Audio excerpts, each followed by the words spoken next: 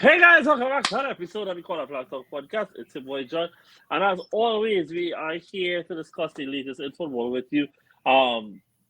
We are now back from the international break. The first weekend of football since then is in the books, and as we look ahead to both the Champions League this week, and we look back on the weekend that was, I have Virgil here with me to discuss it. Virgil, it's been a while. How are you, my guy? Yeah, it's honestly been a while, but yeah, I mean, it wasn't that long, but it wasn't as long as an international break this field. Oh, hey, love, hey, love. We have Brandon. Brandon, what's good? Everything is good. He's saying that, but he was actually on international duty. So, He you know, was it's, on international duty. And Patrick and John, so that is where the shortcoming has been coming from. you blame the medical staff for Patrick not being here. You blame the medical staff. Yeah, boy. Was the man named who in charge of the United medical staff, boy, and used to be in charge of ours? Oh my goodness. Nobody That man cares. just bad. He just bad, whatever He his just bad, name is. So yeah, guys, like I said, we got discussing this. And I guess have no better place to start than with the North London derby. Obviously, it was the big game carded for this weekend. And the headlines coming in was obviously that Captain Odegaard was missing. New signing Mikel Merino was also missing. Calafiori was a doubt. And we also knew that headed into that Declan Rice would have been missing through a suspension. So all those things come up to that. There was a feeling that even at full strength, both these teams would have come in and Arsenal would have been favourites. But with the missing players, it could have been a little bit more even. Brandon, going into the game, like I said, the odds would have been more even. But now that the game is over, what was your thoughts given the context of the whole situation about the game? So, before I start, I would like you to pose that question to this window up here. Because I'd like Virgil to talk about Arsenal because I don't want to talk about Arsenal. I have something I'd rather say, and I'd rather say it after he talks about that. So, my first suggestion is to send it that way. I really, I no problem. Honestly, going into the North London derby is like all those things you mentioned, like all those factors is what I felt kind of like, overshadow everything else. Everybody's talking about. Obviously, it's a much weaker Arsenal compared to our Arsenal at full fitness. And just leading the first game, I felt like that was always, for Arsenal fans, always the worries for rival fans. That felt like that was the crack in the armor where they felt like Spurs could exploit it. But honestly, from the entire game, I mean, honest, it really felt like I didn't really feel like Rani. It didn't really feel like Arsenal really was missing out of those players. It really felt like they came out, they had that game plan. They obviously had a long time to rethink about it, and they was able to keep up, keep things evil, throw enough punches and keep it. Because I was quite surprised with the lineup, having Trossard included from the start. I was like, that's a kind of risky thing. We know Trossard is Mr. Super Sub, but in games like that, it was just so fitting how they came from that source. Gabriel came. Arsenal always been talked about, always been credited for how solid their defense has been, and you see like it has a step up from there. Like this is one area that there was no concern. Arsenal has begun the season really strong defensively, and after that happened, trust me, there are points where I felt like Spurs could have gotten back into the game, but in moments like this, and especially for games of this magnitude. After you get that, no matter how it comes, no matter at what way, you're able to draw first blood. You have to just take hold of the game and hold on to it. And I felt like that was Arsenal was able to do. I felt like there were points where I really feel like Spurs could have come back and just put a big rain on Arsenal's parade there. But you have to give all credit to Arsenal coming on to the closing minutes of the game. I really felt that Arsenal really saw the game strongly. Yeah. Brandon? Right. So I'm glad that Virgil got that out of the way because I don't want to sing any of Arsenal's praises. Not because I don't like Arsenal, because I do like Arsenal, but I wanted Virgil to get that out of the way because I am going to do something that John has accused me of doing many times. So I'm going to be a hater today.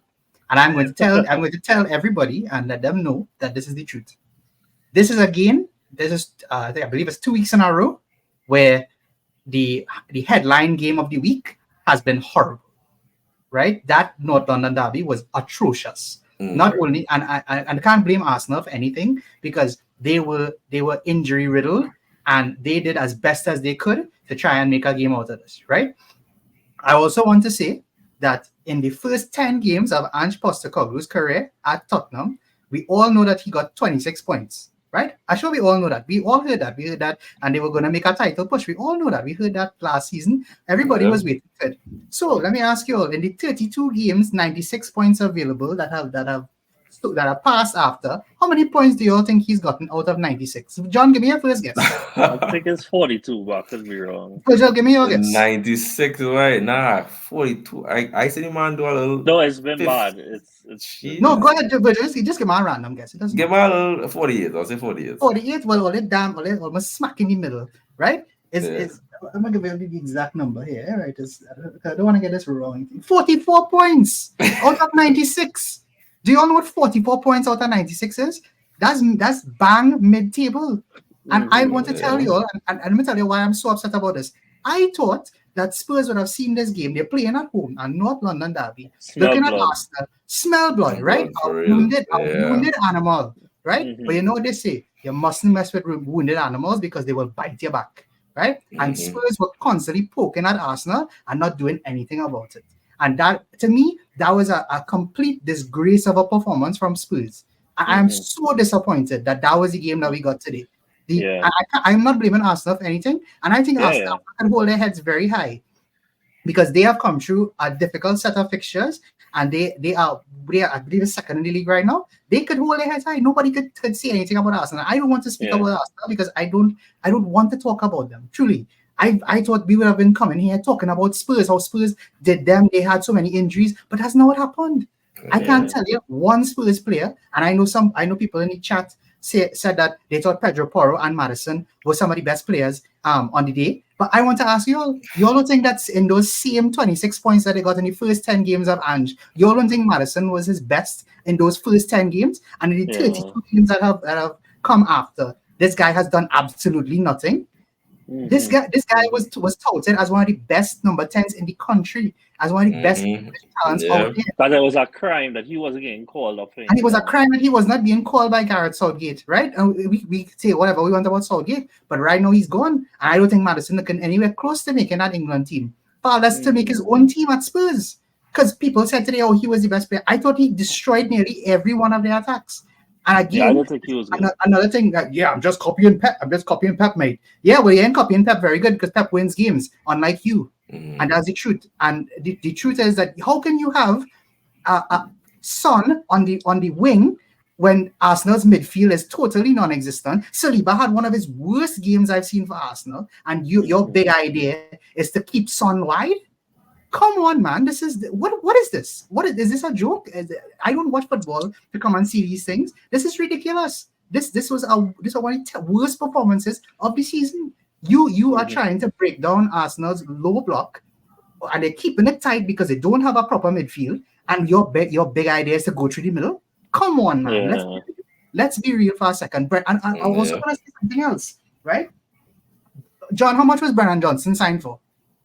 43 million, I want to say. Right, rising to 50, right? So let's say roughly 50. Anthony Elanga and Callum Hudson-Odoi, who replaced him, was signed for 21 million. Look at how they play for Forest compared to what Brennan Johnson has done for Spurs, right? Sure. I just think there's a huge conversation that we need to have. Spurs, and I'm sure both of you, I can't remember what Virgil had, but I know John had Spurs a little high, right? You had them at 6 or something, right, John? I had fifth or whatever. I don't remember what you had them finishing. I'm looking terrible. Right. I don't remember what you had them finishing, right? Yeah. I really don't remember. And I don't see any kind of evidence to support that. They played well against Everton, big whoop. You know, like Everton just the first team in history to let two goal leads slip in consecutive games in the Premier League. Like, come on, man. This is ridiculous. The second team, but it's first time in I can't remember how many years. Right, yeah, but still, I mean, come on, man. This is ridiculous. This is what was that? What that was the only that? Good performance in the first I don't. Yeah, and John, I don't know how you feel about this too, because obviously there's your big rivals and whatever. But I hate when my big rivals don't give me a good game. To me, that's a huge disrespect. You think because they kept passing sideways They weren't going at the goal. When they had good chances, they weren't making anything of it. You know, like how do you feel as an opponent? And you are weakened. I expected them to come at you, but they didn't. And I don't know, but I'm saying this now.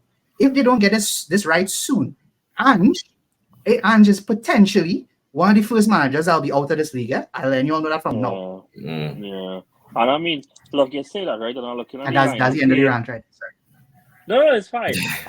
You say all that, and I was looking at the lineup too, right? And I mean, going into the game, you saw that they lined up with obviously a front three of Johnson, Solanke, and Huming Son, right? But then when you watch the midfield, it was supposed to be ultra offensive midfield.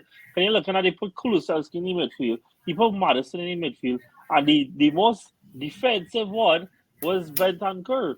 You know, that was a very attacking midfield. And I was watching the game, and outside the first 20 minutes where I think Jorginho and Partey were really trying to find themselves, get that balance, know where they understand when the team trying to pass all that stuff like that. I didn't really feel threatened. Even when we went 1-0 up, being very real, I felt very secure that we was going to see it through.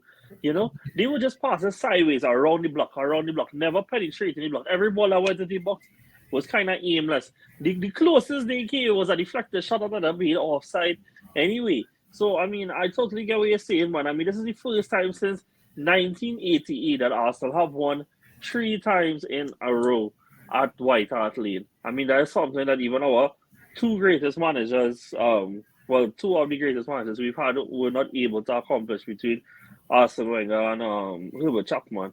And so, while that is big, at the same time, the response from Tottenham, it wasn't off the mark. Because I was obviously anxious going into this. You know, I didn't know what kind of midfield was going to put out.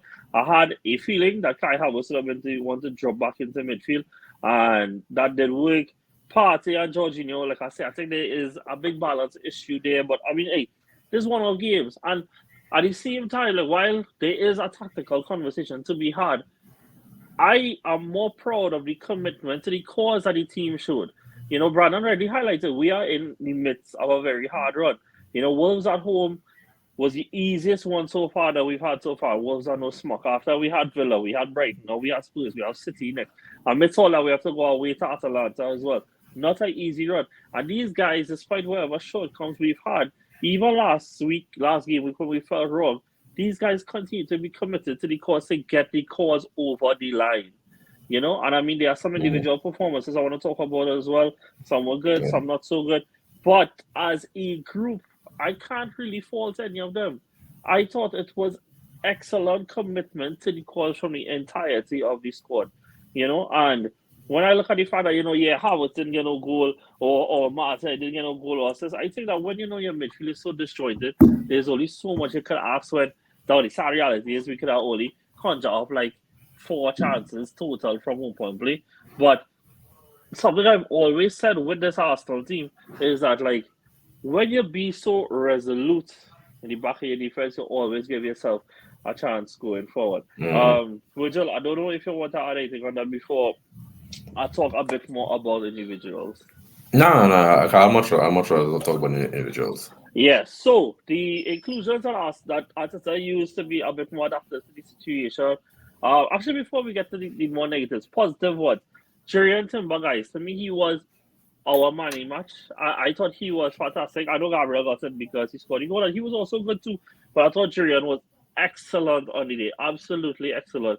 And I think that out of the 3 starts that he's had so far this season, 1, this is the first time he's completed 90 minutes for us. And 2, I think this was his most complete performance. I think he was great in the defense. I think he was fantastic going forward. I think you saw his dribbling on display, his carries on display, his ability to create for others.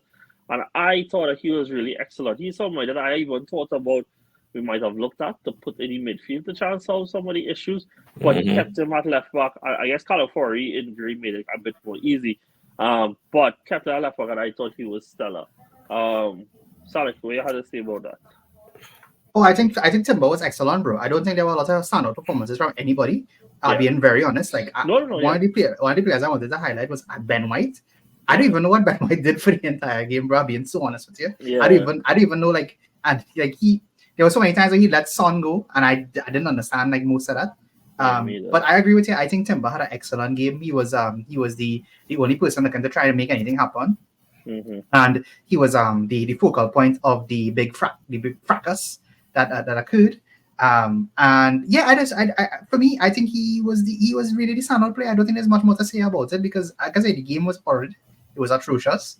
And we're talking about a player who played left back who was inverted into the midfield, being one of the best players. And I mean, those are the best. The best. Well, I guess let me watch it like this then. In terms of the context of the bigger picture, right? Obviously, like one of the biggest tropes that has been leveled at Pep and has proven to be true every year is that the first half of the season he spent, motoring up the team and just get 3 points while they are operating at 50, 60, 70% capacity. Second half of the season when they mash gas, go to 80, 90, close to 100% capacity, right?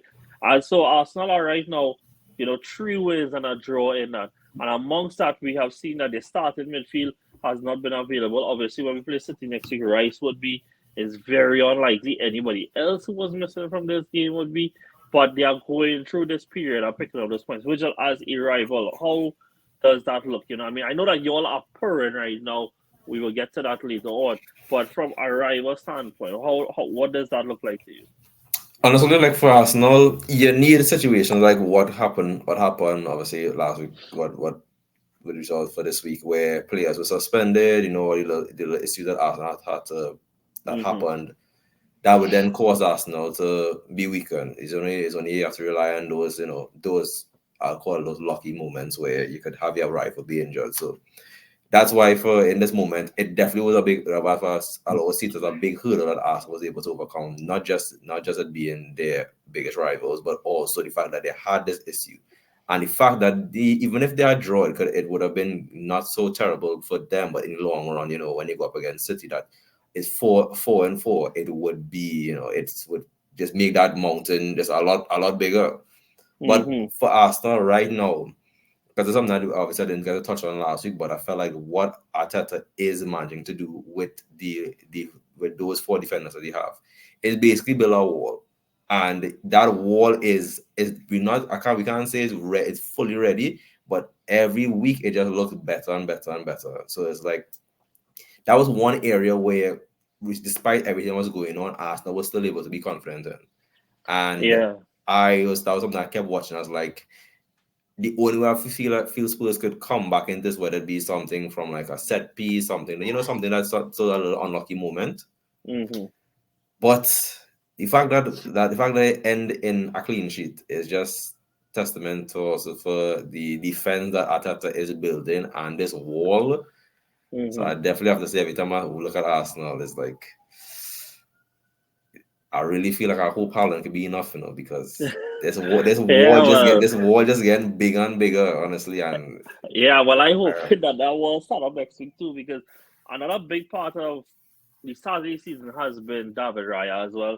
I think he's been very strong for sure. And I say that from the point of view of, I was not his biggest fan. I still wouldn't say that I am, but I think that now he plays with a bit more confidence in himself. Like he's the number one.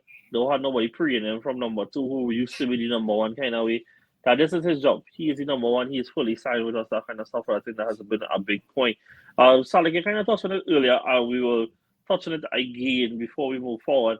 Is you mentioned Tottenham, you mentioned the fact that if he doesn't get this thing going soon, that it could be an issue. Last week when we did the top 10 transfers, which if you have not listened to it yet, go listen to it. We also talked about Solanke and the potential impact there. It was a game where I felt like he just couldn't get into it. They couldn't get the ball to him. The one chance that he got, which was from a white misplaced pass that was deflected into his stride, he couldn't even get his shot off. Where does this need to change in order for Tottenham to click and get a little run going? Well, the problem is, and I think this is why you and I both didn't have Solanke, right, on our top 10. Yeah. And I feel like this is why we both felt that 60 million is a lot to pay for somebody like Solanke. And I think a 60 million player, because let's be honest, right? We all got on Richarlison's back. And I think people still get on Richarlison's back, especially because of his price tag. And people, I think people giving Solanke a bit of a pass. I don't think he was very good today. I think on another day, he probably would have, if he was in a Bournemouth shirt, he might have put away some of those chances. But this is why I didn't have him there, because I don't see the impact. I don't see where it is that he's going to take them up a level. And if anything, I think it might hinder them, because they now have to learn how to play with this new player. And Solanke requires service, and I don't know type of player. Yeah, I really don't think that Spurs play in a service striker oriented type of way. I don't know if I phrased that correctly, but that's that. No, I like that. You understand it? Did you see what I was saying? So no, I agree. But I just don't know if it's going to be a successful. I'm not saying he's not going to score goals, because obviously he will score goals, but I don't think it's going to take them up to our next type of level or anything like that. And I mean, to the first part of what you said, I'm very worried about Spurs, because I don't know where it is they're going to end up, because there are teams that are playing at a much higher level than they are. There are teams that have strikers who are performing at a higher level than they are. And if I'm not mistaken, I believe 13th in the league right now. And we have 4 games in, and that's a lot of ground to make up. And if I could just shoot out to you, the next 5 fixtures is the host Brentford, who obviously put out a valid effort this week, and actually has started the season pretty good. Yeah. United, they go to United, they go to Brighton, 2 teams that have started the season a bit rocky, but both are above them. And then you have Spurs hosted West Ham and then going away to Crystal Palace. That is just their next 5. And then after that, they are the host Villa. So it's not an easy run. It's not an easy run. I think it's they have Europa to contend amongst that. They will have to play midweek to weekend. And on the Salah thing again, my concern was, and it continues to be, is that not that he can't be a source of goals, but I think that him and Son being in the team together, unless they play in a strike partnership, like an outright strike partnership, I struggle to see how it works. I really do struggle to see how it works. I don't like Son as a touchline winger, which is what he will have to be with under Ange Postecoglou. This is not Mourinho. This is not Jose. This is not where he hugs off the shoulder of the striker, goes in behind, gets his chances. Different type of striker he's working with. So there's left to be seen how he adapts. Can I also just add to that? The inverse, right? Yeah. This guy, this Postecoglou guy, he needs to stop playing Kulusevski in the middle. I don't know I don't know who came up with this idea that because Kulusevski looks nice and he could shift his body, that means he could play in the middle. People really need to stop this, because Kulusevski is an excellent right winger. Right winger. I think that is by far his best position. And when he gets into the middle and it's clogged, he doesn't know what to do. He really doesn't. I don't know what was the point. And I know you've said this before, John, but I've just gotten to the point where I just don't want to see that anymore. Like, put him on the right. The only time I want to see him there is if we're given the system that they play is if Maddison out. It doesn't work, bro. It just doesn't work. It just doesn't make sense. He's not that type of player. Just put him on the right. Yeah. Just please put him on the right. Mate, please. I mean, he on the right better than whatever Brendan Johnson. 50 million, by the way. Yeah. 50 million. So yeah, we keep it stepping along. I was going to say that they still have to show how they adapt, but you know who adapted mid-game by using his substitutes was Nuno Espirito Santo, as they held on at Anfield. I'm not going to ask you this question, Sally, because I know you know the answer because we actually talked about it this weekend. But Virgil, do you want to know what number loss this is for Virgil van Dijk at Anfield in the Premier League? Number 5. Ooh. Yeah, all right. So it was 5. What is the 5? I feel like that Villa loss was an Anfield. Nah. That was at Villa. That was not Anfield. All right, let me help you out. It is 3. It is 3. Yeah. Obviously, today one is 1. You feel you can name the other 2?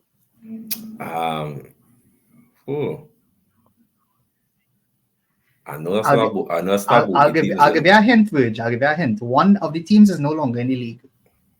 And they played some exhilarating football. Yeah.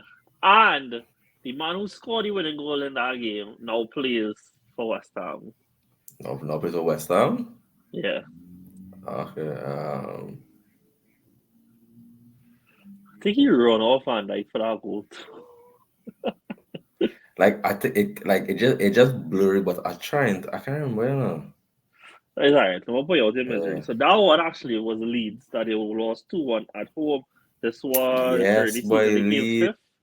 And then Mm-hmm. last season they lost 1-0 to Crystal Palace through Eze goal, I believe it was. That's scored in the 13th minute. The fact that like this Forest game, and we'll get into it now, they scored in the second half, they had to stay out like 20 minutes. Dog, that Crystal Palace game was like a fever dream with them. Them hold on for 70 minutes. But yeah, so Arnie Slot, first loss so far under the bald Dutch manager who was robbed of coach of the month. But I mean, like, this is like so funny, right? They were no goals conceded, scoring in every game, looking like they were unbeatable, and literally very next game is that. My thoughts in this game were largely that Liverpool lacked in final to the execution. Very much largely so. I love Mohamed Salah, very much on record for that. But like I thought his final passes, some of these choices, the crosses were just poor. They were really stinky. Yeah. It was bad. It was really, really bad. On top of that, I thought Soboslai final passes also got to the point where he was real forcing it. And then they went in down, bust out the Darwin Nunes. Like he didn't really help the situation either. So it all just started to get a little stale. It got a little stale on the day. Obviously, this is only 4 games and no need to bust on the emergency button or anything. But first loss on the slot. What is our general thought? Salik, why don't you go first? Arnie Slot out. Nah, just kidding. No, I mean, John, we talked about this. I think it was 2 weeks ago when you and I had the pod by ourselves. The one problem that Liverpool are going to have at any point during the season is when their forward line is not firing, and this is a prime example of when the forward line is not firing. I would like to call this game the Liverpool version of Morgan Rogers. Do everything good up until the end. If you all have Morgan Rogers in the FPL, I am very sorry for you. And I'm pretty sure if you're Captain Salah this week, you're feeling very sorry for yourself as well. Yeah. But I did bother check my TV yesterday. I know it's been bad. Bro. I know what to see. Bro, for me, I was going to bring in Salah, like take a hit on bringing Salah, and I just happened to forget about the deadline, so my team remained the same, and I had Haaland. I was like, yeah, I can keep. You like I keep with us, but it's very simple. When your forward players are not firing, this is what's gonna happen to you. I also think it was very strange of Slot to take off McAllister. I thought McAllister was one of their best players on the day, and McAllister is not known for playing well after an international break. He's always known for dropping a bit of a subpar performance after an international break due to the flying and all those things. So yeah, this is just a case of Liverpool. This is on the players. I don't blame Slot for any of this. And this is one of these very standard things. The worst thing for a team that has momentum is the international break, and that's exactly what happened to Liverpool. They were flying prior to the international break, and this is just something that was going to happen like regularly in the season to one of the random players and stuff like that. So yeah, that's just what it is. And I don't see anything further than that. I don't think we should make it anything more than that. I'd like to give Forest a lot of credit though. They played really well. Good, Callum Hudson-Odoi, what a finish! Wish he could have done that more for Chelsea. But I really like a lot of the Forest players. They played really well, and they deserve it at the end of the day. Hey, I mean, credit to it's due, right? Nothing on Forest so far have only conceded two goals so far this season. I mean, like you wouldn't think that, and I mean, like a lot of us, myself included, had nothing on Forest to go down, but they've actually started the season in a relatively respectable way. In a way that they could very much stay up. They very much could stay up. And Virgil, we obviously didn't have your own for the last few ones, right? But what is your general feel over Arnie Slot so far?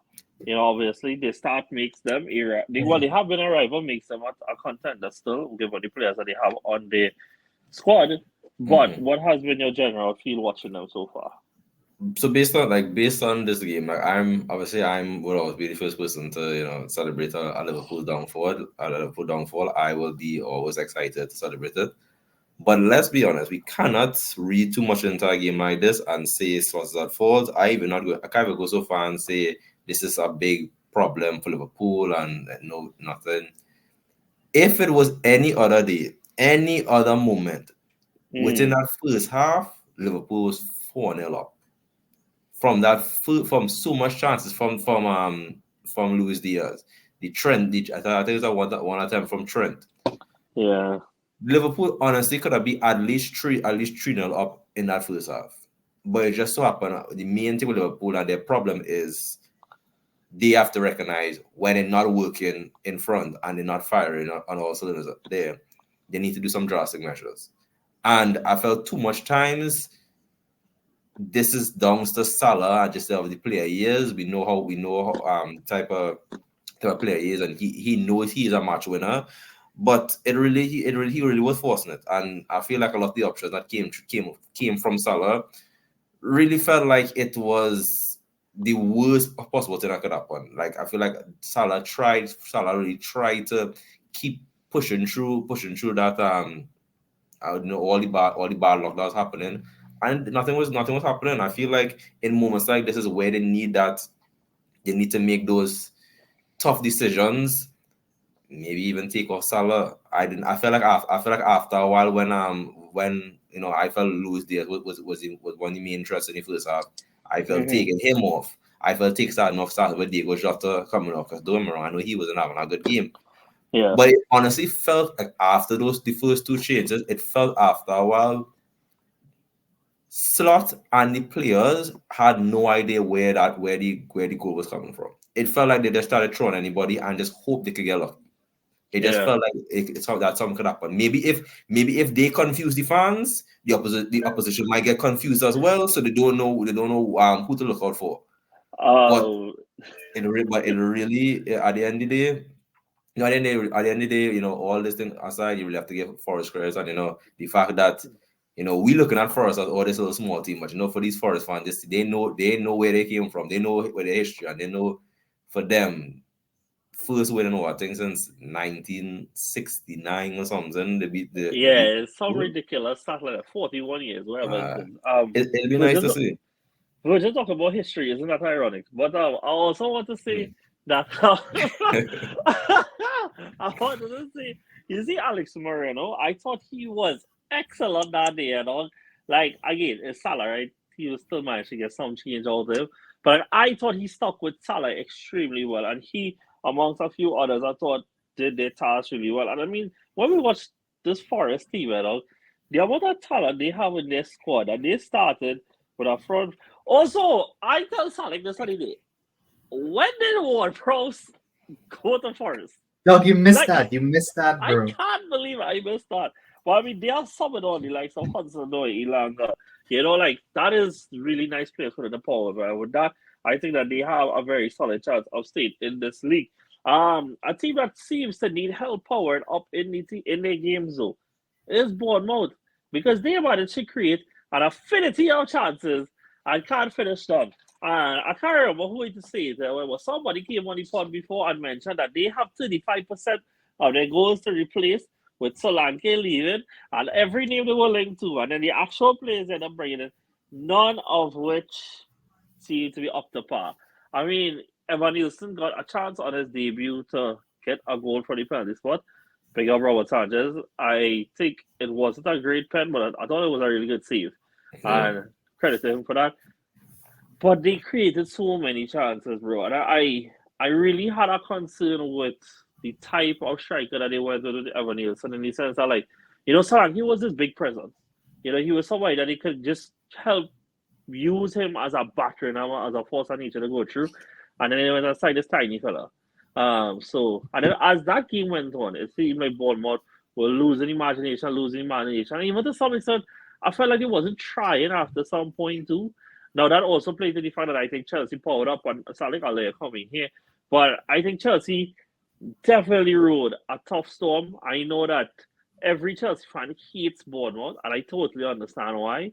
And to come out of this game is a big one. It's one of them caps that has a bigger team. One of those small teams that always feel like they have a chance again. One out there, for United is every team. For us, it's Palace and Brighton.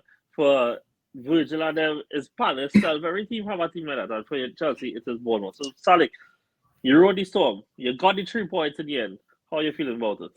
Well, first of all, I'd like to say shout out to my beloved Chelsea for making sure that I would not have to hear John say, "Oh well, Bournemouth is one of the 6 unbeaten teams in the league for the season so far." Thank God that my beloved Chelsea. What a terrible performance from us. Going forward.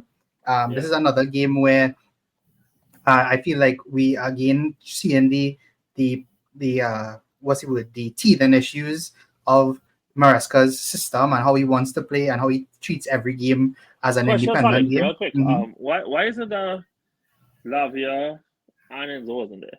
Was it just? Bro, I'll be honest with you. I still don't know why Enzo wasn't in the team. I'm not sure if he was injured or if he got back late. I'm really not sure. I know Lavia wasn't fully fit. So I assume that's why he didn't play. Who was the last one he said? Sorry, Dewsbury Hall. I'm really not sure. I really can't say. No problem. But our subs is what won us the game. I really didn't think this was going to be the case so soon. But I have to talk about it. Jadon Sancho, what a cameo, what a performance. Without his drive and everything, I don't think we would have gotten anything out of the game. Big up Nkunku as well, who's also struggled at the start of the season. I know many people are disenfranchised with Nkunku right now for FPL reasons. I think another player who stood out, Renato Vega, and these are good signs for Chelsea going forward. I agree. I think Sanchez had a blinder. It's probably his best performance for Chelsea. I don't think it could get much better than that. A penalty save and a clean sheet. I don't think it gets much better than that. Chelsea in terms of in the bigger picture, we keep moving forward. We getting wins, which is important. We're not just playing well, and the underlying metrics are suggesting that we will eventually get it right. We are getting it right, and I think that is the most important thing. And hard luck, not hard luck. Good for Bournemouth. Next one, Salik. Is it true that this is the first time you all kept a clean sheet since last November? I doubt that's correct. But is it that's the first away clean sheet? I feel it could be the first. It could be the away clean sheet because I know when Petrovic came into the team, we had a few clean sheets. I believe they were. Yeah, because it only beat Everton like 6-0 or something. I was. I'm pretty sure you're right about that, but I can't. I'm trying to think about an away performance, so we didn't consider. I'm checking it now. So I think it's away from home because so far I scrolled it actually like last season game, and every away fixture have a goal.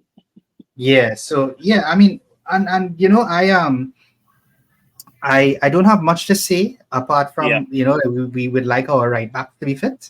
This actually is not the answer to anything we want to do. No, you wouldn't believe Saturday I was running errors, right? So I really miss the Villa game, which I so sad I missed it because that was a belter, right? Mm-hmm. But around 3:05, I managed to get the body Chelsea game. I in Pennywise watching this, and I turned it on and I watched this team, and I was like, he actually using the sassy, and I'm trying to figure out what is going on. And in my head, I'm like, but you buy Tossin. Why Tossin not playing? But I guess this has to actually play right back a good bit, so I could understand that. Yeah, one of those performances that we will never forget. Bakayoko versus Watford. I think I remember it's the Ziyech versus Dinamo Zagreb. It's up there for one of those memorable performances for all the wrong reasons. So keep the sassy a little bit far away from the starting lineup, please. Yeah. And potentially, I think there's one talking point that got out of the whole entire game, and this is probably the only thing I'll add before I pass it on to Virgil. Jackson and Nkunku. Jackson. I think this is Nicholas Jackson. It was very difficult to say, I think Nkunku and Jackson are now going to fight for this striker position, and especially with Nkunku coming up huge in a game like this, where we needed him to score. I think that this is going to be one of those turning point moments in the season where it may be Jackson, it may be Nkunku. Maybe both of them are going to play. We don't know how it's going to go. And I think that this is one of those huge moments, and I would like to see Nkunku get more game time, and this might be the start of him getting more game time. So that's the last thing. As I move to you, right? That's the last thing before we go to United and City. Jadon Sancho, obviously somebody that I know you like, and I think you like how much he went and destroyed United from the inside go out. Yeah. But he has a big chance here to reclaim his status as being one of the best wingers. Not just at one point it wasn't just in his league, it was in the world. And so his start has been very strong. And to be fair, he had a good year, like a good 2024, because with Dortmund, he really got back some footing in the game, was playing a lot more stuff. Can you see Jadon Sancho getting back to that status that he was at before? Yeah, I honestly could, because with Sancho, I feel like it's very strange, because I feel like he can be in this Chelsea team. I feel like this is something yet I must be convinced that it would, if this would be the right way for him to get back that form. Seeing that Chelsea has a basically like majority of their entire team is just sort of these strikers design. But for him to just be here and be around here, being in this attacking team, which at this end, this could even turn out to be good, beneficial for him. He is around a lot of these attacking players. So just like this, he from just being persistent, he came up with an assist off Nkunku also being very attack minded player, very persistent, know what direction the goal is. It really is something that I feel like could benefit not just Sancho but Chelsea on a whole, because we went from last year talking about Chelsea can't find the goal, where Chelsea have these players, Chelsea have signed Jackson, whatever, where Chelsea even going to get goals from. So now I feel like maybe not all, but they have a lot of. They actually look like they have attack, and we have Jackson who started the season strong, Evan Kung who coming up. You have Sancho right now who looking good. Madueke who did good. Palmer, Neto even when Neto had his moments, he had some nice little moments too that was kind of had fans excited. So it would be it's very difficult. I can't say that okay. So this is hand kneel on for Sancho he could take this Chelsea attack for his, but he has a good shout for everything that you did mention. They know from his CV, they know what he's like at Dortmund. They know what kind of player they could get from him. So I feel like if he's wrong and he could adapt to the different the different attackers around, the different personalities. If something's not going right for him, and they decide to build an attack and have Sancho as a focal point in the attack, you have all these other pieces. So if things not going well, you could find the right piece that could work for Sancho. And I feel like that honestly would be key for him, because trust me, if Chelsea, credit to all the attackers they have, we know Neto's a wonderful player, Palmer's a wonderful player on the day.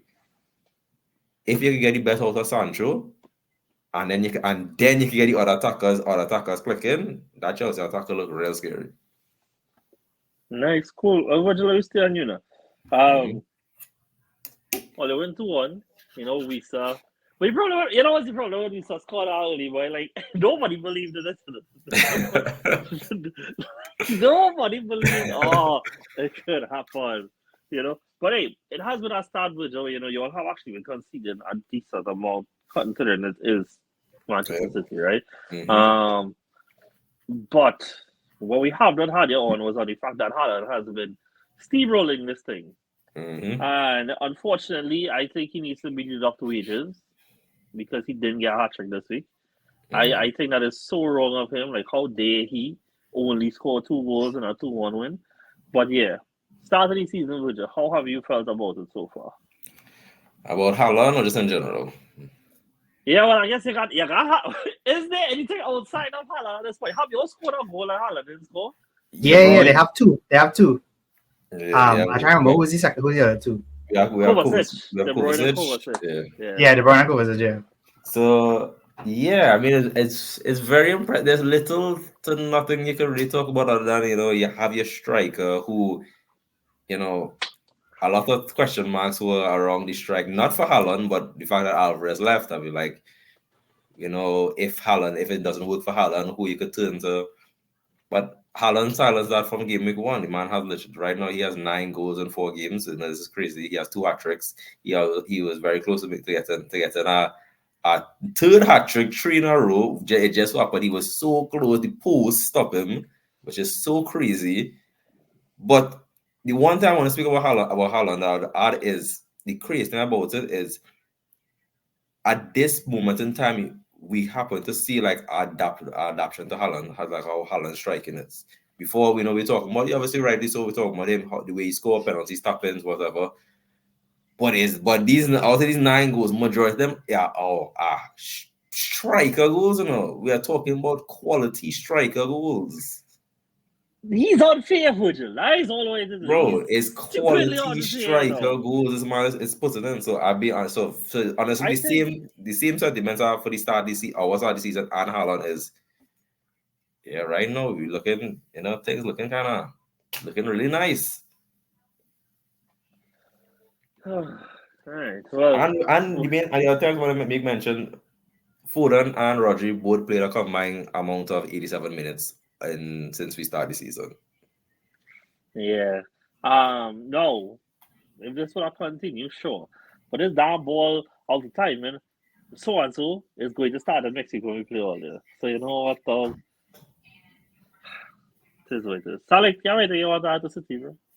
I don't know if you remember this, John. I believe Virgil was also in this episode, but at some point last season, I believe it was last season, so long ago, I made this comment about Haaland being the best hammer in the world, and Pep learning how to, and Pep has been using a nail gun all his life to make his life easier. And I think Pep has now found a way to wield this hammer to make his carpentry.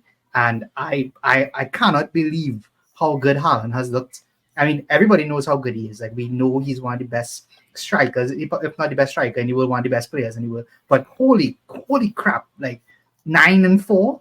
Come on, man! Like this is not something that we should be talking about. And he's also scored. I think the most important part about this is that what I've noticed from Haaland is that he's no longer waiting to be on the end of a chance. Yeah. And I've noticed that Pep has put him in more positions where he can use his strengths. I think the second goal is a perfect example. He has some space to run onto the ball. He uses his huge frame to block off Pinnock. Pinnock still doesn't know where Haaland is, by the way. So he hits him and he still doesn't know where he is. And he just goes and he just makes the finish look easy. That's not an easy finish. That is as textbook a striker play as you can see. Yeah. And the second thing I want to say on City, because there's only so much we could talk about City. People have always said, and this is a saying that we have, and we see it every year: defenses win championships.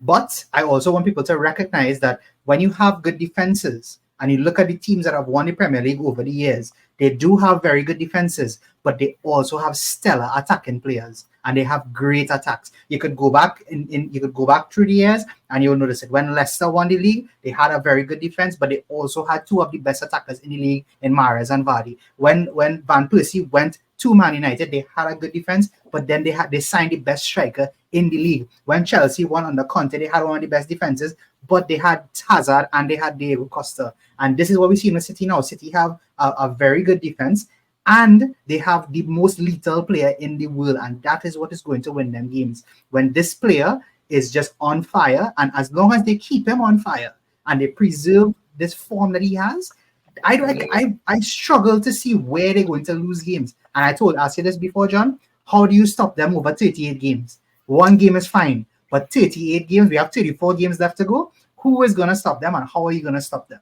Because remember, you only play one unique team a week. It's not like you're playing the same team 7 games, in a series. Yeah. This is where it becomes difficult. He's playing a different team and he's just going. That's just, it's ridiculous, honestly.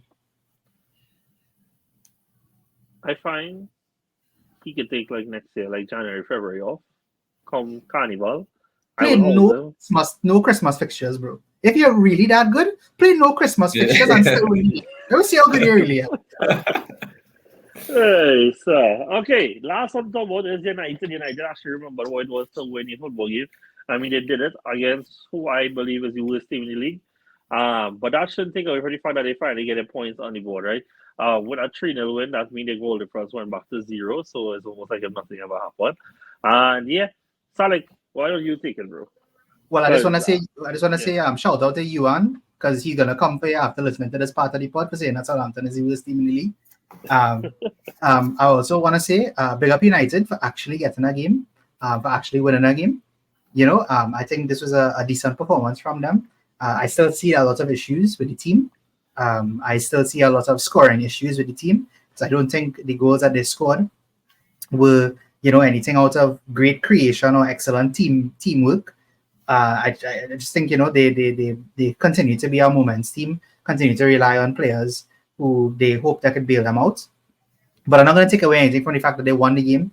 And again, they beat the worst team in the league, as John would say. I also say, but I don't have to say it all. Southampton scored a goal after the season. Yeah, I think they scored twice. I believe I could be wrong, but I think they scored twice. So Very little to say on United. I did think though that when Ugarte came on, I did see a lot of positives from him, and I hope to see more of him going forward. I do think he is going to be important for them during the season. And that's about it. I don't really have much more to say on United. Good for them, they got a win. Is about if they continue it, and hopefully we'll be talking about a win next week for United rather than talking about how inconsistent they are. Yeah, I mean, Virgil, you have anything you want to add to them, bro? Yeah, the only thing I want to add to them is obviously, a little positive with United. I feel like these are things that in moments like this, as much as we always talk about United and whatever, my issue does always be with United fans and United mentality. Yeah, lessons we cannot make this game bigger than it is, the one against Southampton. But once United realize that this is the level that they're at, then these are the games you're in a league. You need to beat who's in front of you. We cannot be losing these games, going to a tough opponent and pulling out a nice win, and then feel like, okay, that sweeps all these issues on your rocks. You have to play in front of you. And United problem is sometimes they step against teams like this, and you don't know what United you're going to get. Mm-hmm. This is nothing that we need to even remember after this week. It happened, 3 points, forget about it. You won convincing, you kept a clean sheet. Now let's see how you build on this. Next team who you play next week, that's who's in front of you. You now have to try and see if you could keep this. Find some positives, find some lessons from this win, and move forward. But the only thing with United, what I would not be surprised is these things will happen, and then something bizarre will happen next week that will cause them to lose in a manner that is so that going to overshadow everything, and that's going to be the headlines, and then we're going to be back to square one. But you have to give all credit to them. It's a convincing win. Don't get me wrong, convincing win, and yeah. One thing is when Garnacho does celebration like this, it may not happen in the game because it just happened around our game time. But something terrible has always happened every time Garnacho do a celebration like this. Is all I want to say. I guess I just have played midweek too. They do it. All right, cool. Nice. Last thing I want to touch on is Villa. They scored in every game bar one. Shocker. And they have somebody has scored in every game. One person. Now, don't get me wrong, I want to bring up Watkins too because he break his duck. He finally get 2 on the board, right? Yeah. But they had a man now who spent the whole summer being rumored to go different places for $40 million. Villa should keep this man. He has gone on to score not 1, but 2, but 3 baggers. 2 of which were, I think all 3 of them being key with us. Like, they are. John Durant is insane, bro. He's insane. I mean, Villa, God knows what he was doing then, up 2-0 long. But the character, they showed the fire, and ahead of our Champions League week, that is all the boost that they could ask for. Cool, nice. So we gotta go around the league real fast. Wait, hold on. Before you continue, I have a start about that John Durant thing, and I just want to put it out there. I'm gonna find it quickly. I have it here. Yes, all 3 of John Durant's substitute goals have won the match for Aston Villa. No player has scored more match-winning goals as a substitute in an entire Premier League season, and we are only 4 games in. Wow. Okay. So if he scores 1 more match-winning goal as a substitute, he will break the record, which is very likely. I don't know who has the record. It doesn't say. Okay. That's the record. And also John Durant has clearly seen all the Barclays man trends. And he wanted to be a Barclays man. That's what he's man goal, dog. Oh my God. What a finish, bro. Yeah, dog. Cause like when last we see a striker shoot out the box like that, dog. It just Mhm. doesn't happen. All right, guys, cool. We're gonna go around Europe real fast. And let's go Madrid won 3-0 this weekend, and Alvarez finally got off the mark for his new club as they continue their very strong start. As did Conor Gallagher, as I say that, hey, I think he is fit like a glove to be there. But the bigger one this weekend is not the fact that Madrid won 2-0 by 2 penalties, but is that Barca just seemed to keep clicking into gear on the Hansi flick. Lamine Yamal got 2 goals almost with another goal. Not a top 10 signing that Yuan had seen. Not a top 10 signing with another goal. Pedri also got on the score sheet too, but it continues to seem like Barca just continue to pull and pull and pull. And I mean, when we look ahead now, Barcelona has, I want to see, Inter? I think I had that wrong. I just thought earlier. Monaco. I don't know where I Yeah. heard that from. They play Monaco, Madrid, Villarreal at the weekend. Like, hey, life on the hands effectively seems to be not just good, but sustainably good. I touched on Real already. And y'all want to say anything about these La Liga clubs? Feel free to say it now before we go forward. Has Julian Alvarez scored yet? Yeah, he did. He scored this Okay, week. good. I'm glad. I just want to put it into the pod because we haven't talked about it all season. So I'm making sure we put it into the pod. Next up is Serie A.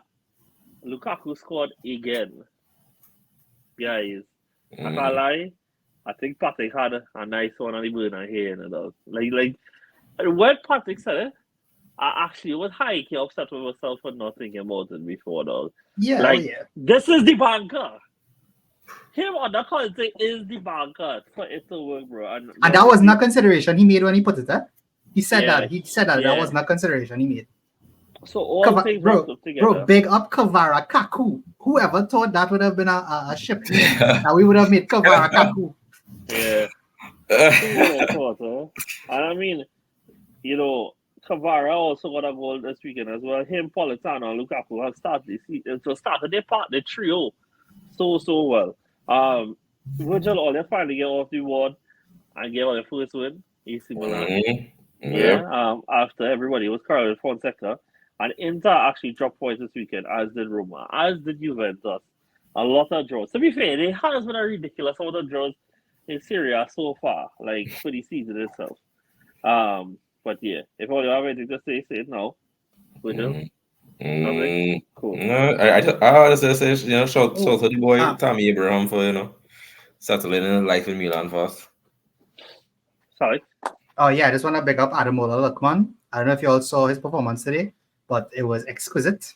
It was one of the most exhilarating performances I think I've seen in a while. And I really thought Atalanta would not have been this good this season. But if he continues to play like that, they'll be on for a good season. Yeah, and I agree with you, and I also don't agree with you in that I hope they fall apart at least for this Tuesday. They can get back on track. Bro, dog, this UEFA schedule thing is so stupid, dog. Why it is that Man City get to play Brentford at home, and then had to play Dynamo Kiev at home midweek, and then had to play us at home the following weekend, dog. Whereas I had to go away 3 times in a row, dog. The thing is, the 2 English fixtures was not set, right? They could have said, well, you know what, bro? Take one of your home ties now. Just take one of your home ties. Don't say, no, I don't want to travel. Far distance too, Next up, Bundesliga. Dortmund actually won on Friday night. 4-2. Pascal Grove. Apparently, what I saw on Twitter was that he had a really strong performance. Leverkusen lost? No, that's not correct. Oh no, that was before. Right. Leverkusen won. Bayern Munich won 6-1. And yeah, okay, cool. I feel like we can just leave that there and we'll go straight into the UCL game. So on Tuesday, guys. We also had to make mention, shout out, I think, and Benzema scored a hat trick. Bro, we don't cover that. I am not talking about our league. Can you hear what happened? I think that would work. Like seven goals. With the league sucker, we start to cover our league. Somebody's going to start to comment and be like, so why don't you guys start to do MLS? Well, look at MLS. Yeah, MLS is very John, bad, you know. I'd love to know who you're trying to imitate here, bro. Hey, dog, I don't know what going on the group today. Anyways, maybe don't bring that into here. All right, guys, the Champions League, I'm going to just call the fixtures for your talk about how they're feeling ahead of it, right? First one, Juventus host PSV Eindhoven. How are we feeling? A nice start for both teams. I feel like this is a good test for Juventus and also good for PSV. I'm not going to go as far and write off PSV because in Champions League anything could happen. But but I feel like it's a great test for both teams. Give me a prediction. Or just the win, you don't have to tell me no score. Who? Win, draw, loss, whatever. Nah, I feel like the way Juventus playing, I feel like they'll pull out the win. Nice. Salik. Well, I just saw that Serginho Dest is going to be out of the game for PSV Eindhoven. So advantage PSV. Advantage PSV. But I still think Juventus are they're playing at home. I expect them to roll PSG. I've been very honest with you. I have very high expectations for Juventus this season. I think they'll do very well in the Champions League this year. Next up, I agree with both of y'all. Also have Juve. Next up, we have Young Boys hosting Aston Villa as they return to European football. But hey, I think Aston Villa have started the season strongly, and I expect that to continue. I believe Aston Villa will win. Anything from y'all? No, I agree. John Durant to score again. Yeah. This is a great John test. Durant to score again. Next up, we have one of the eternal UCL classics is AC Milan hosting Liverpool. Well, AC have not started the season well, but they got a win on the weekend. Liverpool will rock. I guess it's a good opportunity to see how Arne Slot bounce back from losing and see what they could have. I will say that I think Milan obviously had a group at that last year and it took too long to get going on to come out of the group. But I think that even despite whatever is going on with AC Milan domestically, they've always managed to throw up good performances in Europe. And I'm gonna go for a draw. I will say that Milan will draw with Liverpool. Now, for what you mentioned, this is great for both teams, as I said, how they can bounce back. Because Milan is about Liverpool bouncing back. Milan keeping this this good momentum going. But I feel like this moment is going to be so big for both teams. But I feel like Liverpool and UCL, it'll be an entertaining game. But I feel like Liverpool might use the opportunity to bring back some confidence. And what a way to bring back that confidence against Milan. Fair enough. So we are Liverpool win. Salik. Tough. Very tough. Very tough. I'll go with a draw. But I don't know. I have two suspicions, but I'll go with a draw. Yeah, we are allowed to hear these suspicions, or I'll say that. I don't know, boy. I feel like the suspicion that I have is that Milan, both things exist on the right wing for both teams. Yeah. I feel like it'll be down to the right wingers for both teams. That's all I'll say. Nice, cool. Keeping it moving on, but I mean, it was Dynamo Zagreb. I think it's just more case of how much Bayern wins rather than if they win. Yeah, cool, nice. Keep it moving. Then we have Stuttgart going to the Bernabeu. Now, this is a Real Madrid side that I don't think has clicked so far this season. They are still finding themselves. But it is the most shambolic thing to ever go against Real Madrid in this competition called the UEFA Champions League. So even if it's 1-0 or it's 3-0, I'll go in Real Madrid. Anything different from y'all? Mbappe 2 goals. I've seen it already. Ooh. Nice. Then we have Sporting. This is the last one for Tuesday. Sporting hosting Lille.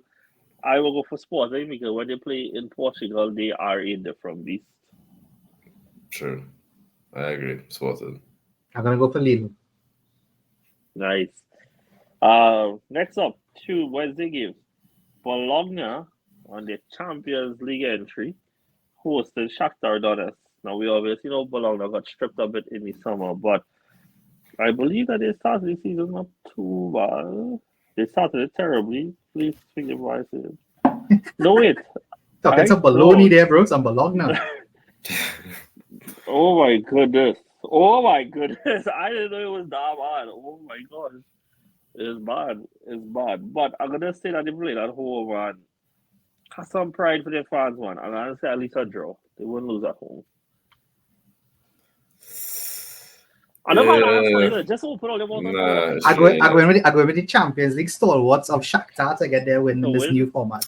Yeah, because that's the same thing I was thinking of. I feel like we're looking at newcomers versus a team that is not the really best, but they have experience, and Shakhtar is definitely going to keep you with these experience. Cool, nice. Next up, we have Salzburg going to Spartak Prague, and now go with Spartak Prague. I was actually the logic done. Yeah. I was going to say that. I was going to say Spartak, and UCL, these type of games you look at. I think it. Sound like anything different from I'm going to go with Salzburg. I have a feeling. Okay. Next up, we have Celtic hosting Slovan Bratislava, and I'm going against Celtic. What? Celtic. Yeah. Trust me, Celtic. What a way for Celtic to keep flying on the radar when they come against. Oh, let me tell you something. Champions League nights at Celtic. That. Just, yeah. Hey, let me tell you. This is how they go and start. I'm glad they are back. I'm glad they are back. Start flying on the radar, and then when they bounce with a big team, hit them serious. One shot on target, one goal. Club Brugge hosting Borussia Dortmund. I will go Dortmund. Dortmund. Yeah, Dortmund. Yeah. Nice. Next up, the two big hitter games for this week. PSG hosting Girona. I think PSG started the season good. Could expect that to continue at home. I know that they have the run of that. There's no longer groups of that, guys. It's now the runs of that. But I expect them to put good points on the board in this first game here. So yeah, PSG win. Virgil, your B-side playing PSG. What a way to start your UCL campaign in the Parc des Princes. So that's going to be. I feel like that's going to be too much. Hey, to be fair, the team that lost on the opening day on the Parc des Princes last year end up in the Champions League final. Well, yeah, so yeah. That is true. Holy crap, PSG for that win all the way. Come on. Then next up, we have Virgil actual team in Man City hosted Inter. And it's a draw this weekend, which was weird. But it's obviously a rematch of the final in 2023. You're talking about the actual Istanbul rematch. We don't know. Yeah. The actual big Istanbul Champions League final. Oh, right. Okay, right. Yeah, because the win. The actual one. Right. Yes. Okay. But yeah, so I will never go against City here. City to win, but I think Inter will make it very difficult for you. City to win and Rodgers to score the winner, which would be so fitting. That would be so fitting. Salik, anything? I'm gonna go with that left field one. I think De Bruyne might get himself a hat trick. And where they Ooh, that is spicy. That is indeed spicy. All right, cool. Thursday games on because we have Champions League on Thursday. Let's go. The most woke. We have fear. This new Champions League or something. Bro, look at the man playing on this Thursday. That way, it's not Europa fixtures that way. For real. Red stuff. We have Feyenoord hosting Leverkusen. That's a good game, I think it will be a good game. That's a great game. Yeah. I'm going Feyenoord. Nah, shout out there. Leverkusen going to start the unbeaten run in Champions League until they They go start the next game, don't worry. Then we have Red Star Belgrade versus Benfica. I am going with Red Star Belgrade. I'm going Benfica. Now Benfica surprised a lot last. Although they didn't make it far, they did good last season Champions League. I really feel they will continue. They're one of those teams. Next up is Atalanta and Arsenal. I am going to go for a draw. I'm telling you, I'm going for Arsenal. It's going to sweep Atalanta. That's going to be a very simple game, trust me. Virgil, I hope your words take me because I am worried about this game. I think Atalanta are pretty good. I'm going for the Atalanta win. We have three different predictions. Arsenal is making that easy. Next up, we have Atletico Madrid versus Leipzig. A nice one too. The new Atletico to win at the Wanda Metropolitano. Assuming all they're not going to disagree. Next, we have Brest versus Sturm Graz. And actually, I'm going to go for Sturm Graz. Okay. Yeah. Who And gonna win? I'm going to tell you this very quickly. I going to say Micah Beerett will score in that game. What the hell you know about Sturm Graz, bro? Well, actually, You know what? I don't even want to know. I don't even want to know. Yeah, it's like when John said that. John said that to convince me. Like, bro, you could tell me still I will score a hat trick. I will So believe wait, you. you're telling me you don't watch football in Austria? No. But for real, I am with too. Virgil. Hey, I will be watching with with interest, but else, I'll be on your side for this. Hey! Sonic. Well, I'm a bit of a breast man myself, so I'll take breast. Okay, and the last one is Monaco hosted Barcelona, the Henri Derby or something. Yeah, I'm gonna go with Barca. Barca has started the season so well. I actually think that Barca might blow them out, like some ridiculous number or something. Yeah, you see, yeah. I Cool. agree, fully agree. Yeah, I go in 6. I wouldn't be surprised if Yamal get like 4 assists, bro. I ain't gonna lie to you. For real. Cool, nice. All right, guys, I think we can wrap it up there. And yeah, thank you guys for listening. We'll be back obviously next week to look back on everything. Please share the pod with somebody. And yeah, catch you guys next time. See you soon. Take it easy later.